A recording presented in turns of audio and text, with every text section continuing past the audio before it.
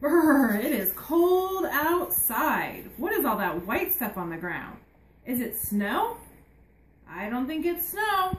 I think it's frost. Why do we see frost on the ground? Do we see it in the summertime? How about the spring? The winter, only in the winter. Why is it wintertime? It's because it's cold outside. Let's see if we can make some frost inside today. What do you think?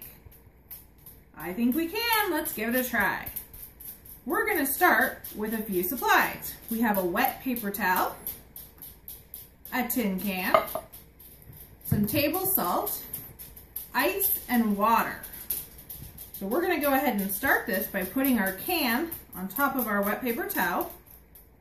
We're going to fill the can about 3/4 of the way full of ice. A little bit too much.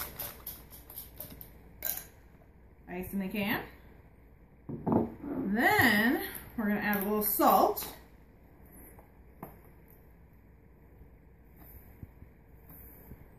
A lot of salt.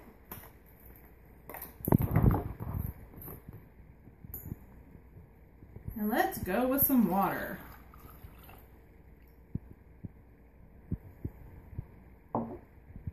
Now we wait. While we're waiting for our can to freeze, let's talk about why the frost happens. The air around us can hold a lot of water, which is also called water vapor. You can't see it, but it's there. Often we see this water vapor when it condenses on windows, cars, grass, and cobwebs. They're the little droplets that you see hanging off the flowers in the morning and the dew on the grass.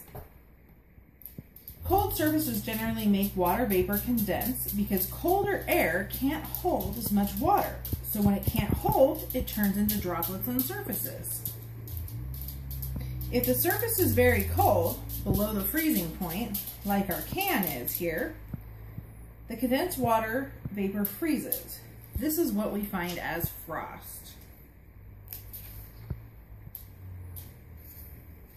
So what we're doing here is we filled this can with crushed ice and some water, and we're letting it sit here so that the water and the can itself get below the freezing point. The salt helps that get even lower. As the water vapor in the air condenses around the can, on the frozen can, it goes from condensation into frost. The wet paper towel we have around the can gives us a little extra water in our atmosphere, helps the process along.